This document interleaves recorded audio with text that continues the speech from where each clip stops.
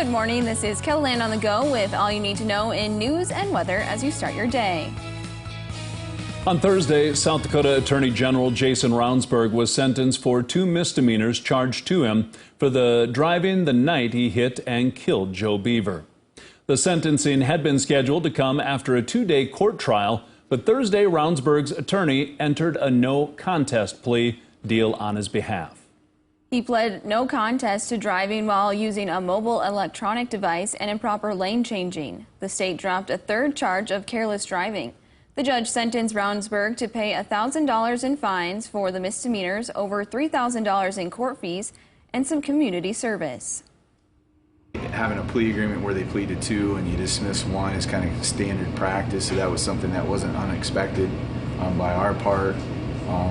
So we had those conversations after the previous motion hearing, and I think we agreed that it was the right result to resolve the case by a plea rather than a 2-day court trial. Emotion is present in everything, but in the regal courts of our land, emotion doesn't carry the day.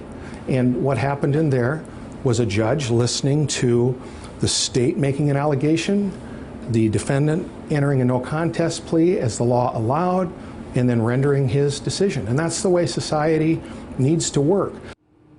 You can find a full recap of yesterday's hearing as well as statements from Ravnsborg, Governor Kristi Noem, and the family of Joe Beaver right here on KELOLAND.com. 4 of South Dakota's public universities are partnering to help stop criminal networks. The schools will use a $4 million state grant to create the Center for Understanding and Disrupting the Illicit Economy. South Dakota Mines, South Dakota State University, Dakota State University, and the University of South Dakota are part of the project. A mines professor will lead a team focused on identifying counterfeit goods, which can be used by terrorists to fund networks. We're getting a look at the damage left behind after storms moved through Watertown Thursday morning. In this video, first you can see a large part of a tree was blown over, came pretty close to hitting a nearby house. In the second video, you can see debris thrown around the deck of a home. If you have pictures or video of the area, we would love to see them. You can send them to ushare@keloland.com. Now let's get a check of our current conditions with meteorologist Scott Munt. Scott?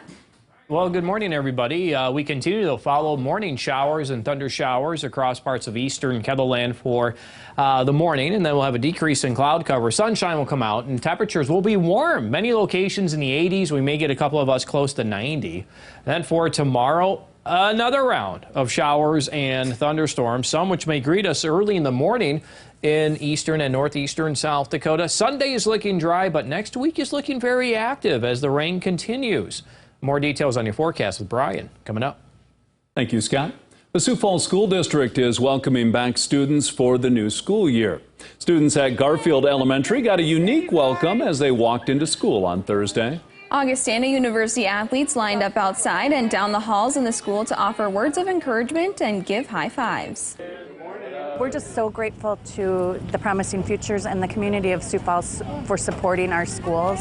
It means so much to know that our community is there for us. The Promising Futures Fund helped organize this event with Augustana. Sioux Falls earned a narrow 1-0 win over California on Wednesday to advance to the semifinals of the Little League World Series. Ace pitcher Gavin Weir led the way again for Sioux Falls as he threw a no-hitter, striking out 14 of the 18 opposing hitters. Weir's performance drew national attention from national media outlets to his favorite team, the Minnesota Twins, and even Kansas City Chiefs quarterback Patrick Mahomes. It's really cool. Not a lot of kids have that happen to them. Not a lot of kids get to go to Williamsport and just play and have fun like we do. All of a sudden the boys are like, Gavin, Patrick Mahomes has already tweeted you out and Sports Center's tweeting you out, so they're all on their phones. And it's one of those, such a surreal, cool moment. Sioux Falls will meet Ohio tomorrow morning. First pitch is set for 11:30 on ABC.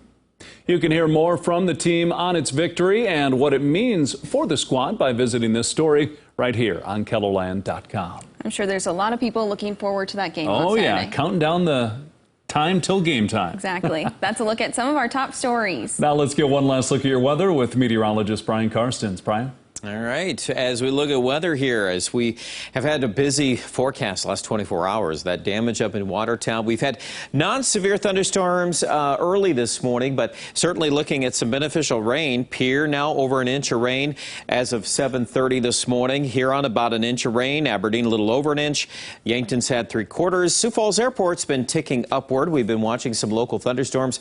Also, we had a big storm last night through Rapid, and that one produced baseball or at least lemon-sized hail through the Hart Ranch area. That damaged hundreds of cars and RVs. That's just unfortunate to see that, too. That's part of this whole story, though, with severe weather embedded within some of these areas of rain. A lot of this is migrating east this morning, but we can't rule out some lingering spots around Sioux Falls, at least through midday. The afternoon weather map looks a little busier in Iowa, parts of Minnesota. Tonight, the best chance of redeveloping storms will be in the far northwestern section of South Dakota, around Bison, maybe Mobridge. But look at tomorrow morning. We could already start to sprout some rain in the morning around Chamberlain and Pierre and Aberdeen. I think there's a probable cause that there'll be at least some of that rain early in the day west of Sioux Falls, and then redevelopment in the late afternoon with peak heating of the day and any of these storms from northeast Nebraska, Sioux Falls into southwest Minnesota could become strong to severe in spots, so stay up on the weather for the weekend. It's also going to be plenty humid, too, in the southeast. 87 today in Sioux Falls. Humidity is back. 77, a little cooler in Aberdeen. Let's jump to tonight. We've got a lot of lows in the 60s here. Those storm chances will be best in the north and northwest, as mentioned. And then Sioux Falls, 60% chance of thunderstorms tomorrow. A break Sunday, less humid. Then we start to see another chance of those thunderstorms back Monday into Tuesday. Maybe Wednesday, Thursday, it's a wet pattern. Can you believe that? After all the drought this year, we are seeing some changes, and this is going to move the needle on the drought monitor. It's a matter of how much more rain we can get for Aberdeen, but it's been a good 7 days, hasn't it, for released rain? And you look at that, we'll probably have more tomorrow. Pierre also gets that shot of rain tomorrow. I want to leave that in the forecast. Dry Sunday, but Monday could easily rain in the Missouri River Valley again with some scattered showers and thunderstorms. Rapids a little more likely to stay dry into early next week, but then we put the rain back in the forecast Wednesday, Thursday as the monsoon flow out of the Rockies might gear up again. Check out details online at KELOLAND.com and have a great weekend.